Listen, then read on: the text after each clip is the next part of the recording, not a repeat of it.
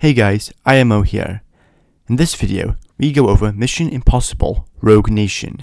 The fifth film in the series, Rogue Nation managed to surpass even Ghost Protocol, cementing the Mission Impossible franchise as one of the greatest in movie history.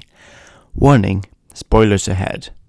When the Impossible Missions Force, or IMF, is dissolved, Ethan Hunt is forced to go on the run, all while tracking down the titular Rogue Nation of intelligence operatives known as the Syndicate. This is Mission Impossible Rogue Nation.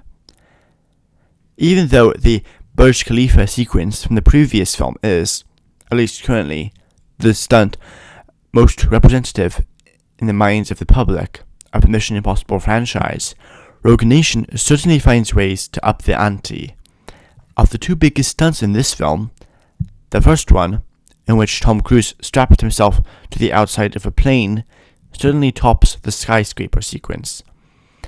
I can definitely see why the plane scene was featured so heavily in marketing for this film, despite it actually happening in the cold open at the very start of the film and having a very little effect on the plot. The other main stunt in this film is the infiltration into the liquid-cooled vault in Casablanca, for which Cruise apparently trained himself to be able to hold his breath for an extremely impressive 6 minutes. Along with Cruise, other returning characters were Jeremy Renner's William Brandt, Simon Pegg's Benji Dunn, and Ving Rhames' Luther Stickwell. Despite the increased cast, the script still finds places for all of them that make sense and work well. Jeremy Renner gets a bit more to do this time, which is nice. Again, I think that it is a damn shame that it looks like he won't be involved in the last two Mission Impossible films. Two new characters of note are Ilsa Faust, played by Rebecca Ferguson, and Solomon Lane, a great bad guy name, by the way, who is played by Sean Harris. Ilsa Faust is a very interesting character in that for most of the runtime, she is depicted ambiguously, leaving first-time viewers to puzzle out her motivations and true alignment for most of the runtime. Solomon Lane is the only villain in the Mission Impossible franchise to truly rival Philip Seymour Hoffman's Owen Davian from Mission Impossible 3.